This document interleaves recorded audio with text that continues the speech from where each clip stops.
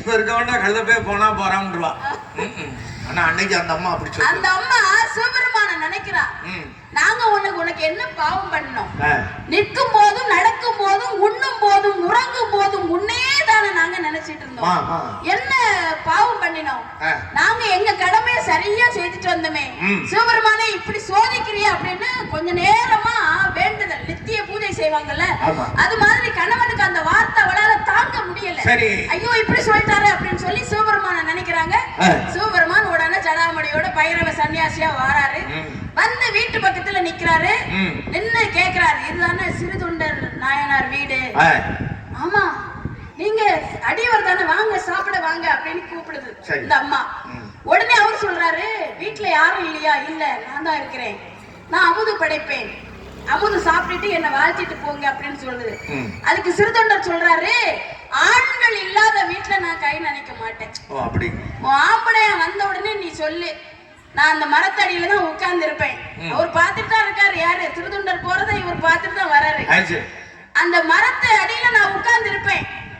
நீ வந்து உங்க வீட்டுக்காரர் வந்த உடனே என்ன வந்து அழைச்சிட்டு வர சொல்லு, அப்புறமா நான் வரேன் அப்படின்னு சொல்லி அவர் போய் மரத்தடியில போய் உட்கார்ந்து இருக்காரு. இவரு போன உடனே யார் வரா? சிறுதொண்டர் வீட்டுக்கு வராரு. வரும்போதே இந்த அம்மா என்ன பண்ணுது? வாசல்ல வந்து சிரிச்சுட்டே நிக்குது. பாத்தீங்களா எப்படி ஒரு நுட்பமான அறிவு அப்படின்னு. அதுக்கு என்ன அர்த்தம்? நீங்க ஒண்ணும் வாழ வச்சு வெட்டிக்கண்டா, அடியவர் நமக்கு கிடைச்சிட்டாரு அப்படி சொல்றதுக்கு சிரிச்சுக்கிட்டே நீ மலர்ந்த முகத்தோடு நீ.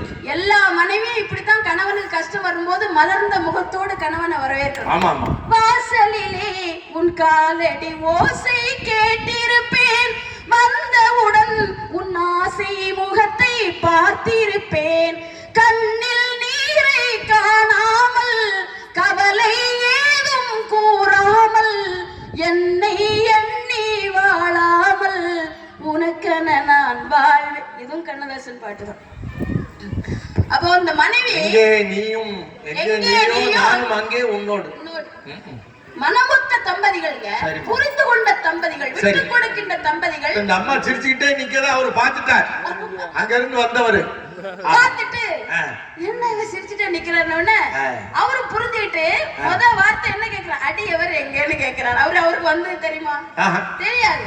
அடியவர் எங்க அப்படின்னு கேட்ட உடனே, ஆண்கள் இல்லாத வீட்டுல அந்த அடியவர் சாப்பிட மாட்டாராம், அந்த மரத்தடியில உட்கார்ந்து இருக்கேன்னு சொல்றாரு, நீங்க போய் அழைச்சிட்டு வாங்க, நான் இங்க எல்லாம் தயார் பண்ணிக்கிட்டு இருக்கேன் அப்படின்னு சொல்லி கணவனை அனுப்பி வைக்கிறாங்க. இவர் அங்க போறார். போன உடனே பாத்துட்டாரு, சடாமுடியில இருக்குன்னா இவர் தான் நம்ம அடியவர்னு போய் கேக்குறாரு. நான் தான் சிறுதொண்டர். ஆமா, கேள்விப்பட்டேன், நீங்க என்ன ரொம்ப நல்லா செய்துட்டு இருக்கீங்க, தினமும் ஒரு அடியவருக்கு நீங்க அமுது படைக்கிறீங்க, நல்ல சந்தோஷமான விஷயம். ஆமா, இன்னைக்கு எந்த அடியவருமே வரல, நீங்க எங்க வீட்டுக்கு வந்து அமுது செய்து வச்சு எங்களெல்லாம் வாழ்த்திக்கிட்டு போனா நான் அடியன் ரொம்ப சந்தோஷப்படுவேன் அப்படிங்கிறார். உடனே இவர் சொல்றாரு, அப்படியெல்லாம் உன்னால எனக்கு அமுது படைக்க முடியாது, உன்னால முடியாத காரியம் அது. ஏன்னு கேக்குறாரு. நான் சாதாரண அடியவர் இல்ல, 6 மாதத்திற்கு ஒரு முறைதான் நான் உணவு அருந்துவேன். அந்த உணவு எனக்கு சாதாரண உணவா இருக்க கூடாது. உடனே இவர் யோசிக்கிறாரு, இப்ப இவருக்கு என்ன உணவா இருக்கும், இவர் நான்வெஜ் சாப்பிடுவாரோ அப்படின்னு இவர் யோசிச்சுட்டு இருக்கும் போது அவரே சொல்லுவார், ஆமா நான்வெஜ் சாப்பிடுவாரோ அப்படின்னு நினைச்சிட்டு இருக்கும் போது அவர் சொல்றாரு, நான் சாதாரண உணவை சாப்பிட மாட்டேன், 6 மாதங்களுக்கு ஒரு முறை சாப்பிடுவேன், அதுவும் இன்னைக்கு தான் சாப்பிடுற முறை, நல்லா சாப்பிடணும், ஆவதை செய்வாயா கேக்குறாரு. வார்த்தை என்ன வார்த்தை பாருங்க, ஆனா பசு, பசு வதை செய்வாயா, இப்படி ஒரு மீனிங். இன்னொன்னு, ஆவதை செய்வாயா, எனக்கு ஆவதை நீ செய்வாயா, எனக்கு என்ன வேண்டுமோ அதை நீ செய்வாயா அப்படின்னு கேக்குற. சரி. உடனே என்ன செய்ய வேண்டுமோ செய்கிறேன், நீங்கள் உணவு அருந்த வேண்டும். இதத்தான் சிறுதொண்டர் சொல்றாரு, நீங்க என்ன சொன்னாலும் நான் அதை செய்யறேன் அப்படின்னு சொல்றாரு. சொல்லும் போது உன்னால செய்ய முடியாது, இல்ல நீங்க சொல்லுங்க நான் என்னன்னாலும் செய்வேன் அப்படின்னு சொல்லும் போதுதான், ஒரு தாய்க்கு ஒரு மகனாய், உரிமை உள்ள பாலகனாய், அருமை உள்ள பாலகருக்கு 5 வயதாக வேண்டும், விருப்பமுள்ள நல் இறைச்சி வீட்டில் சமைத்தால் உண்பேன் என்றார். எப்படி சொல்றாரு பாருங்க. இவர் ஆடி போயிட்டாரு, ஐயோ இப்படி ஒரு சாமியாரா, அது எப்படின்னா ஒரு தாய்க்கு ஒரு மகனா இருக்கணுமா, கேளுங்க, அவன் அழகா இருக்கணுமா, அறிவா, சாப்பிடறதுக்கு எதுக்குங்க அழகு அறிவெல்லாம், அதை இவர் யோசிச்சு பாக்குறாரு. இப்படி எல்லாம் ஒரு நிபந்தனையா அப்படின்ட்டு இவர் ஒண்ணுமே சரி நீங்கள் உட்கார்ந்துருங்கள், நான் வீட்டுல போய் தயார் பண்ணி விட்டு உங்களை வந்து அழைத்து செல்கிறேன் அப்படின்ட்டு வீட்டுக்கு போறாரு. இவர் முகம் அசதியில போகும்போதே மனைவி, அடியவர் ஏதாவது நிபந்தனை விதித்தாரா? முதல் கேள்வி அப்படி கேட்க. ஆமா, இப்ப ரொம்ப நேரம் ஆச்சு இவர் போய் ஏதோ வாக்குவாதம் நடந்திருக்குது.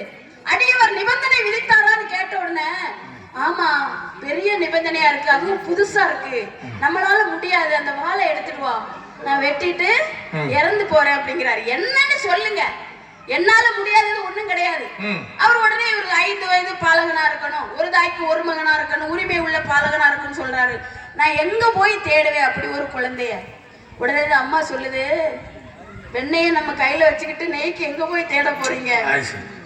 அன்னைக்குதான் சீராளனுக்கு பிறந்த நாள். பிறந்த நாள் கொண்டாடி அந்த குழந்தைய எங்க குருகுலத்துக்கு அனுப்பி வச்சிருக்காங்க, பள்ளிக்கூடத்துக்கு. பிறந்த நாள் கொண்டாடி புத்தாடை உடுத்தி அந்த குழந்தைய குருகுலத்துக்கு கொண்டு போய் 2 பேரும் விட்டுக்கிட்டு திரும்பி வந்திருக்காங்க. இங்கே வந்த உடனே இந்த அடியவர் இப்படி கேட்கிறார். இந்த அம்மா சொல்லுது, நம்ம பையனுக்கும் சீராளனுக்கும் 5 வயது தானே, நீங்க எதுக்கு கவலைப்படுறீங்க, நம்ம கிட்டே இருக்கே அப்படின்னு சொன்ன உடனே இவரு ஆடி போயிட்டாரு. இப்படி ஒரு பதில் ஒரு தாய் கிட்ட இருந்து வரும்னு இவர் நினைச்சு கூட பார்க்கல. அப்ப என்ன பண்றது, இனி நேரம் ஆயிட்டே இருக்கு, வா நம்ம 2 பேரும் குருகுலத்துக்கு போய் பையனை அழைச்சிட்டு வருவோம்னு 2 பேரும் போறாங்க. போய் பிள்ளைய கூப்பிடுறாங்க. கூப்பிட்டு எதுவுமே பேசல, பையனும் வந்துட்டான். இவங்க 2 பேரும் வீடு வர்றது வரைக்கும் எதுவுமே பேசாம வர்றாங்க.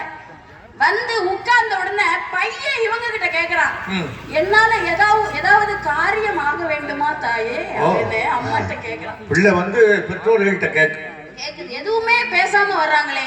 சரி, உடனே இந்த அம்மா சொல்லுது, அந்த அடியவர் இப்படி கேட்டாரு அப்படின்னு சொன்ன உடனே பையன் என்ன சொல்றான் தெரியுமா? அம்மா எனக்கு 5 வயது, நான் 100 வயசு ஆனாலும் நான் இறக்கதான் போறேன். என் உடலை ஒண்ணுல நீர்ல விடுவீங்க, எரிச்சு தீக்கு இறையா விடுவீங்க, இல்லாட்ட மண்ணுல புதைப்பீங்க, மண்ணுக்கு இறையா நான் போவேன். ஏதோ ஒண்ணு நடக்கும், நாய் நரி கழுகு ஏதாவது சாப்பிட்டுதானே போகுது, அதெல்லாம் சாப்பிடறதை விட ஒரு அடியவர் சாப்பிடறதுக்கு நான் எவ்வளவு புண்ணியம் பண்ணிருக்க வேணும்னு ஒரு பையன் கைதட்டல் கொடுங்க. இது ஒரு பக்தி. பையன் பேசுறான், சரின்னு சொல்லி பிள்ளைய குளிப்பாட்டி பொட்டு வச்சு அப்படி நல்ல ஆடை அணிவிச்சு, அன்னைக்குதான் பிறந்த நாள். எப்பவுமே குழந்தைகளை குளிப்பாட்டி வைக்கும் போது அம்மாவுக்கு ஒரு ஆசை வரும், பிள்ளைய அப்படியே எடுத்து அணைச்சி ஒரு முத்தம் கொடுத்துட்டு தானே நம்ம விடுவோம். குழந்தைகள் அப்படித்தானே. அந்த அம்மா குளிப்பாட்டி திருநீர் அணிஞ்சு அப்படி பவுடர் எல்லாம் போட்டு அப்படி அழகா இருக்கான், சூப்பரா இருக்கான். அப்படியே எடுத்து முத்தம் கொடுக்க போகும்போது ஒரு யோசனை வருது, இது வந்து இறைவனுக்கு படைக்கப்படுகிற உணவு, இத நம்ம வந்து எச்சி பண்ணக்கூடாது, பாசத்தை விட நமக்கு பக்தி தான் முக்கியம் என்று சொல்லி அந்த குழந்தையை அறிந்து கறி சமைக்கிறதுக்காக அந்த அம்மா தயாராகிறா. அது மட்டும் இல்ல, தந்தை பிடித்திருக்க தாய் பிடித்திருக்க தந்தை அறிகிறார். அதுல சேக்கிலார் என்ன சொல்றாரு, தாதை அறியன்னு சொல்றாரு நடுவர்களே. இப்ப நம்ம காய்கறியை தான் அறிவோம் இல்லையா, கத்திரிக்காயை அறிவோம், வெண்டைக்காயை அறிவோம், வாழைக்காயை அறிவோம். அறியும் போது எந்த சலனமும் இருக்காது. ஆனா நமக்கு இயற்கையிலே பாருங்க, ஒரு ஊசி குத்துனா எவ்வளவு வலிக்கும்.